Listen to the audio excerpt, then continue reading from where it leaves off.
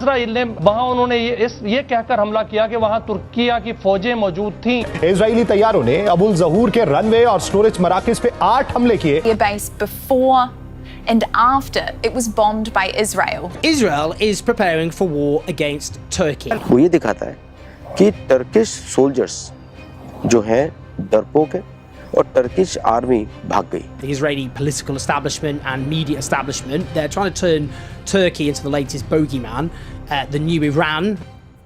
नमस्कार दोस्तों, DD red के एक और रिएक्शन वीडियो में आप सभी का स्वागत है। तो जैसा कि आपने देखा कि इजराइल ने डायरेक्टली टर्की को कहा है कि बेटा बीच में पड़ो मत, वरना तुम्हारी भी हालत ईरान वाली करेंगे। और इनफैक्ट इजराइल की तरफ से ये क्लियर किया जा चुका है कि नेक्स्ट टारगेट इज टर्की। अब ये बड़ा इंटरेस्टिंग सिनेरियो बन रहा है दोस्तों, जो मिडिल ईस्ट की वॉर चल रही है और इसमें जिस तरह से चीजें हो रही हैं और सीरिया में जो मैसेज दिया गया है टर्की को, और इधर सऊदी अरब, पाकिस्तान और टर्की के बीच जो ये डिफेंस पैक्ट हुआ है, उस पैक्ट के बाद इजराइल का ये डायरेक्ट हमला टर्की पर, इसे डायरेक्ट ही कहेंगे, मतलब मेनलैंड टर्की पर नहीं हुआ है, इसके डिटेल में देता हूं, लेकिन ये हमला डायरेक्ट टर्की पर है और इसने सबको सकते में डाल दिया है। और एक बात क्लियर कर दी है कि इजराइल नहीं रुकने वाला। अगर आपने इजराइल के खिलाफ एक कदम उठाया, उस कदम को उठाने से पहले इजराइल 5 कदम उठा के 3 इंप्लीमेंट करके 4 ठोक चुका होगा। और उसने यही किया है। डायरेक्टली टर्की एर्दोगान को बोला है कि अबे सुन, हीरो नहीं बनने का, हम करके दिखाते हैं, एक्शन लेकर दिखाते हैं, और तुम लोग कुछ उखाड़ नहीं पाओगे हमारा। खबर पूरी बताता हूं ना दोस्तों, बड़ी मजेदार खबर है और ये समझने वाली खबर है कि इसका अंजाम क्या होने वाला है। चलिए देखिए, मैं बताता हूं आपको। तो सीरिया में दोस्तों क्या हुआ है कि इजराइल ने एक एयरबेस को निशाना बनाया। सीरिया में इजराइल ने एक एयरबेस को निशाना बनाया। देखिए, टाइम्स ऑफ इजराइल की खबर है, Israel confirm striking Syrian airbase saying Turkey was planning to deploy forces. Times of Israel कहता है कि इजराइल ने कंफर्म किया है कि उसने सीरिया के एयरबेस पर हमला किया है, और इजराइल का कहना है कि टर्की वहां पर अपने सुरक्षा बलों को, अपनी फौज को डिप्लॉय कर रहा था। ठीक, अब देखिए, इंटरेस्टिंग इसलिए है क्योंकि टर्की ने इसमें झूठ बोलने की कोशिश की और इसमें बहुत कुछ सामने आया। देखिए, किसी को इजराइल की जो खुफिया एजेंसी है मोसाद, उसकी कैपेबिलिटीज पर शक नहीं करने का किसी को। उसके पास पुख्ता इंटेल होती है, पुख्ता जानकारी होती है, जिसकी बिना पर इजराइल की फौज ने वहां पर स्ट्राइक किया, एयरफोर्स ने स्ट्राइक किया। अब देखिए, प्राइम मिनिस्टर बेंजामिन नेतन्याहू के ऑफिस से एक स्टेटमेंट दी गई है और कहा गया है कि इजराइल और सीरिया स्टेटस को, जो सिक्योरिटी मैटर्स में स्टेटस को है, उसको अग्री कर रहे थे, और सीरिया उस किनारे पहुंच गया था, उस कगार पर पहुंच गया था कि इसको वो तोड़ने जा रहा था, which Syria was on the verge of breaching by permitting Turkish troops to deploy at an airbase near Aleppo.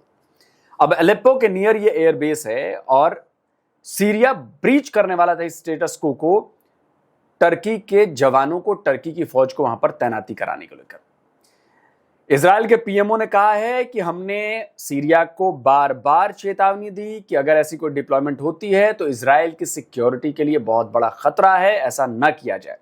लेकिन सीरिया ने इन चेतावनियों को इग्नोर किया और हम इस तरह के थ्रेट्स को, जो इजराइल की सिक्योरिटी के लिए खतरा हैं, हम टॉलरेट नहीं करेंगे और हम सिर्फ उसको वेलकम करेंगे जो स्टेटस को रिटर्न करेगा। अब देखिए, हर दुनिया के हर अखबार में ये खबर चल रही है। देखिए, ये ले मोंडे जो है वो फ्रेंच अखबार है, उसने भी कहा कि Israel bomb Syrian airbase sending warning to Damascus and Ankara. Ankara यानी कि टर्की, टर्की की राजधानी है अंकारा, और डेमास्कस यानी कि सीरिया की राजधानी है। तो इजराइल ने क्लियरली बोला है कि पर नहीं फड़फड़ाने का, सिर्फ उतना ही करने का जितना पप्पा कहते हैं। पप्पा के सामने पैर फड़फड़ाओगे, पप्पा तुरंत हमला कर देगा। पप्पा ने हमला कर दिया, ठीक। अब इसमें बढ़िया डेवलपमेंट्स हुई है, वो भी मैं आपको समझाऊंगा, और ये पूरी थोड़ी सी पॉलिटिक्स में समझाऊंगा कि क्यों ये बहुत इंपॉर्टेंट घटना है जो बहुत कुछ बना सकती है, बहुत कुछ बिगाड़ सकती है इस पूरे उसमें। पाकिस्तानी मीडिया पर इसको लेकर क्या खबरें चल रही है, क्या तड़फड़ाहट मची है पाकिस्तानी मीडिया पर, क्योंकि वो जानते हैं कि Iran, Turkey and then Pakistan, Israel छोड़ेगा नहीं, पप्पा छोड़ेगा नहीं किसी को। चलिए जरा देखते हैं। इसराइल ने पहली बार तुर्की पर सीधा वार कर दिया है।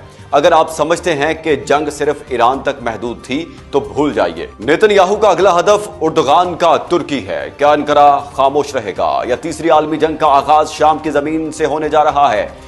नाजरीन, क्या अब सिफारती जबान का वक्त खत्म हो चुका है? जो खेल शाम और ईरान की सरहदों पर खेला जा रहा था वो अब तुर्क फौज के कैंपों तक पहुंच गया है। इसराइल ने शाम में मौजूद तुर्की के मिलिट्री असासों को निशाना बनाकर अंकारा को खुला चैलेंज दे दिया है। यह सिर्फ एक हवाई हमला नहीं बल्कि एक सीधा पैगाम है कि नेतन्याहू के लिए ईरान के बाद अब सबसे बड़ा कांटा तुर्की है। सवाल यह है कि क्या तुर्क सदर रजब तैयब एर्दोगान सिर्फ मजम्मत, तो मतलब पाकिस्तानी मीडिया ने मान लिया कि भाई ईरान के बाद सबसे बड़ा कांटा तुर्की है, तो ईरान का कांटा निकाल दिया उन्होंने, एक तरह से निकाल ही दिया है। मत करेंगे या इसराइल को उसी की जबान में जवाब मिलेगा? क्या दुनिया की नजरें अब तुर्की पर जम चुकी हैं? नाजरीन, एक बात अच्छी तरह समझ लीजिए। अच्छा, मजेदार बात यह है कि इसराइल तो चाहता है कि टर्की कुछ करे, इसीलिए तो पोक किया उसने। ये जो पाकिस्तानी एंकर जनाब कह रहे हैं ना कि क्या इसराइल चाहता है कि उसी की लैंग्वेज में, उसी की भाषा में उसको जवाब मिले, तो इसराइल तो चाहता है कि टर्की कुछ करे। फिर देखो इसराइल क्या करता है। ये इसराइल जिस मुल्क को अपने लिए खतरा समझता है उसे आसानी से नहीं छोड़ता, और अब ऐसा लग रहा है कि तुर्की भी इसराइल के निशाने पर आ चुका है। ईरान की जंग और वहां की पूरी सूरत हाल को फिलहाल एक तरफ रखें। असल बात यह है कि इसराइल ने पहली मर्तबा शाम में उन मकामात को निशाना बनाया है जहां तुर्क फौजी और तुर्की के मिलिट्री असासे मौजूद हैं। यह सिर्फ एक हमला नहीं बल्कि एक वाज़ेह पैगाम भी समझा जा रहा है। पैगाम यह है कि तुर्की अब इसराइल की नजर में आ चुका है और इसराइल ने उसका आगाज शाम से किया है।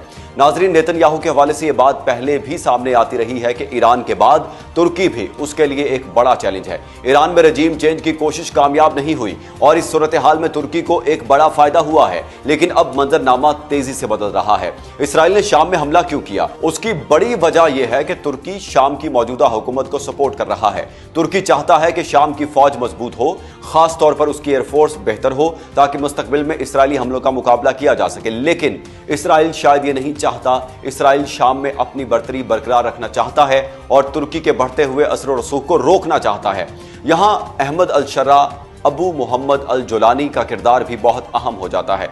अबू मोहम्मद अल जोलानी पहले भी इसराइल के खिलाफ खुलकर सामने नहीं आया और अब भी उसका झुकाव इसराइल के लिए उतना सख्त मुखालिफाना नजर नहीं आता। दूसरी तरफ गोलान की पहाड़ियों का मामला पहले ही इसराइल के हक में जा चुका है। अबू अल दोहर मिलिट्री एयरबेस है, यहां पर फजाई हमले किए हैं और शामी सरकारी मीडिया के मुताबिक इजरायली तैयारों ने एयरबेस के रनवे और स्टोरेज सहूलियात पर 8 हमले किए हैं, जिससे उसका जो एक ढांचा था, इंफ्रास्ट्रक्चर था, उसको नुकसान पहुंचा। इजरायली वज़ीर आज़म के दफ्तर ने बाद में कार्रवाई की जिम्मेदारी को कबूल करते हुए कहा कि इजराइल और शाम ने सिक्योरिटी के मौजूदा जमूद को बरकरार रखने पर इत्तफाक किया था, जिसकी खिलाफ वर्जी शाम की तरफ से की गई जब उसने हल्ब के करीब एयरबेस पर तुर्क अफवाज को तैनात करने की इजाज़त दी।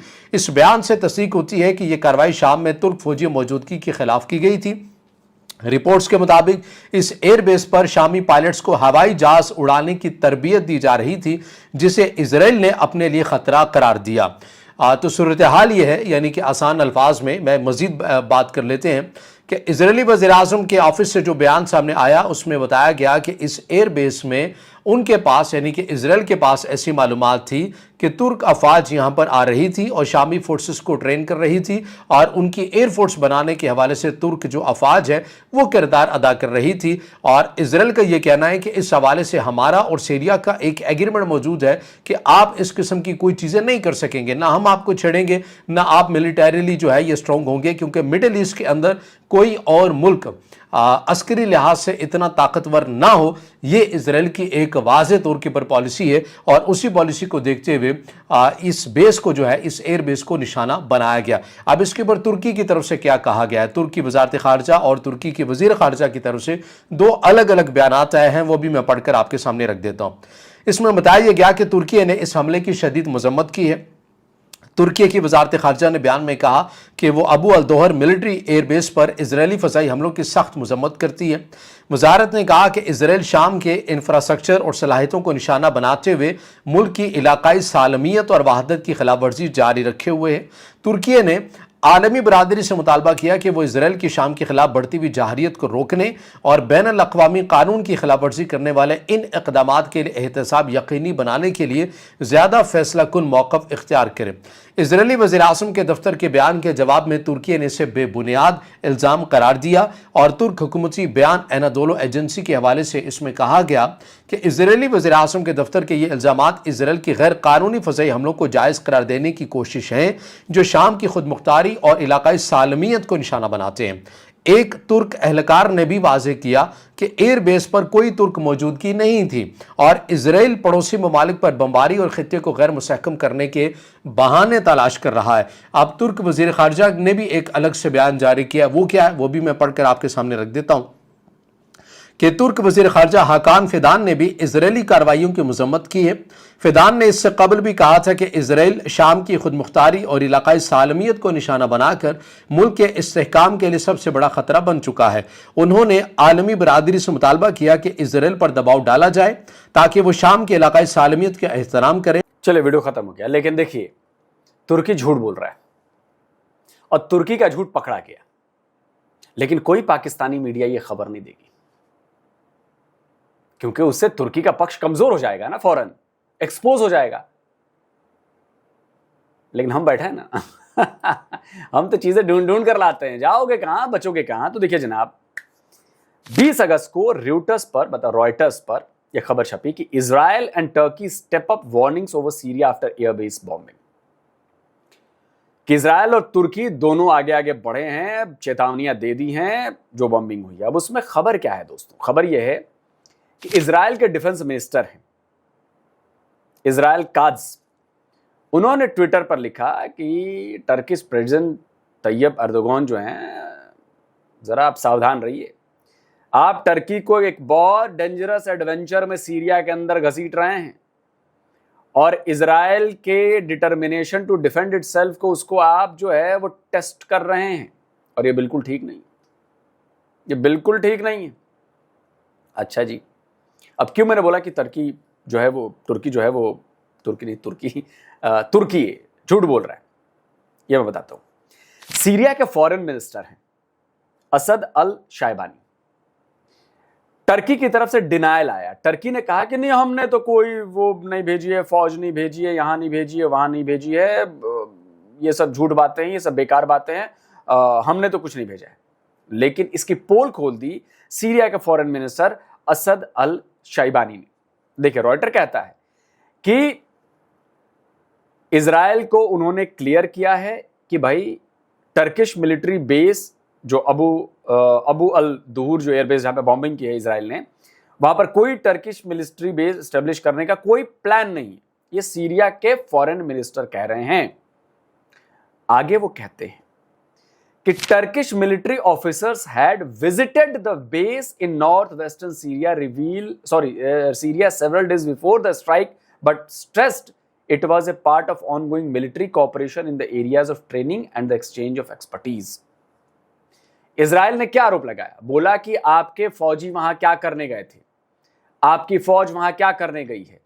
इजराइल की एजेंसी ने खबर दी कि ये लोग वहां पे एक मिलिट्री बेस बनाने वाले हैं। ये तो स्वीकार कर लिया ना सीरिया के फॉरेन मिनिस्टर ने कि टर्की के मिलिट्री ऑफिशियल्स उस बेस पर गए थे और स्ट्राइक से बहुत पहले गए थे। लेकिन उन्होंने जोर दिया कि वो वहां पर मिलिट्री बेस बनाने नहीं गए थे, वहां पर मिलिट्री कोऑपरेशन, ट्रेनिंग और एक्सचेंज ऑफ एक्सपर्टीज करने गए थे। तो ये बताइए कि बिना बेस बनाए वो कैसे ये चीजें प्रोवाइड कराएंगे, कैसे वो आपको ट्रेनिंग देंगे, कैसे वो आपको कोऑपरेशन करेंगे और कैसे एक्सचेंज ऑफ एक्सपर्टीज होगी। वहां क्या पेपर लिखे जाएंगे, पीएचडी करने वाले हैं। ट्रेनिंग कागज पर होती है, बेस बनाकर होती है। टर्किश डिफेंस मिनिस्ट्री ने कहा कि कोई टर्किश मिलिट्री डेलीगेशन जो है वहां पर बिफोर और ड्यूरिंग द स्ट्राइक नहीं गया है। ये टर्की वाले झूठ बोल रहे हैं। देखिए, डिफेंस मिनिस्ट्री कह रही है कि नहीं, कोई टर्की मिलिट्री डेलीगेशन वहां पर नहीं थी भाई, स्ट्राइक के वक्त भी या स्ट्राइक के पहले भी। जबकि सीरिया के फॉरेन मिनिस्टर कह रहे हैं कि टर्की मिलिट्री ऑफिशियल्स वहां पर गए थे, डेलीगेशन गया था। अब बताइए कौन झूठ बोल रहा है, कौन सच बोल रहा है? और इजराइल ने तो बिल्कुल सही किया। फिर अभी भी है डिनाइल मोड में। अच्छा, अब इस पर अमेरिका क्या कर रहा है, ये बड़ा इंटरेस्टिंग। अमेरिका बस बयान दे देगा, ओके। तो देखिए, बीबीसी ने खबर छापी है, US condemns unnecessary escalation after Israeli air strikes on Syrian airbase. अब इसके दो मैसेज हैं, इस खबर के दो मैसेज हैं। पहला मैसेज ये कि इजराइल ने अमेरिका को कहा कि तुम सुनो, बकवास करते रहो, तुम बकवास करते रहो, तुम कुछ भी बोलो, हम तुम्हारी बात नहीं मानेंगे, हम वही करेंगे जो हमारे लिए फायदेमंद है, हम वही करेंगे जो इजराइल की सेफ्टी और सिक्योरिटी के लिए पहले चीज आती है। अमेरिका की उदाहरण में नहीं मानेंगे हम। ये क्लियर मैसेज। दूसरा मैसेज क्या है? दूसरा मैसेज ये है कि अच्छा ठीक है, बयान दिलवा दो, बाकी तो कागजों पर बयान आता है ना, बाकी हम हमले तो करते रहेंगे। अब देखिए, टॉम बराक हैं, यूएस एम्बेसडर इन टर्की हैं, इनको डोनाल्ड ट्रंप ने special envoy for Syria and Iraq appoint किया हुआ है।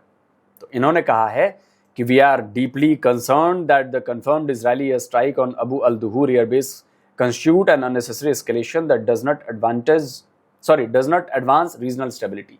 इनका कहना है कि देखिए, हम बड़ा कंसर्न है, इजरायली एयर स्ट्राइक कंफर्म है अबू अल दुहूर एयरबेस पर, और देखिए इससे क्या हो रहा है कि ये गैर ज़रूरी एस्केलेशन हो रही है और इससे कोई फायदा नहीं होगा रीजनल स्टेबिलिटी को, ये कह रहे हैं। इजराइल कह रहा है कि ठीक है, तुम कहते रहो, हमला तो हम करेंगे। और अगर मैं बता रहा हूं, अगर जरूरत पड़ी तो इजराइल टर्की में घुसकर मारेगा मिसाइल। अब देखिए, घुसकर मारे, चाहे टर्की के बाहर से मारेगा जरूर, अगर जरूरत पड़ गई तो। कैसे मिमिया रहे हैं टर्की वाले, नहीं हमारी तो डेलीगेशन ही नहीं गई, हमारी कोई डेलीगेशन नहीं थी, जबकि सीरियन फॉरेन मिनिस्टर साफ साफ कह रहा है कि टर्किश डेलीगेशन वहां पर गई थी। और वो कह रहा है कि जो ट्रेनिंग के लिए और मिलिट्री कोऑपरेशन के लिए और एक्सपर्टीज के एक्सचेंज के लिए ये बातचीत हो रही थी। यानी कि दाल में तो काला है ना, तो उसने कहा कि इनको पूरी दाल ही काली करते हैं। मार बम 8 स्ट्राइक्स की उस एयरबेस पर, और टर्की की हवाइयां उड़ी हुई। और टर्की अगर जंग में घसीट लिया तब मजा आएगा कि क्या पाकिस्तान इजराइल से जाकर लड़ेगा।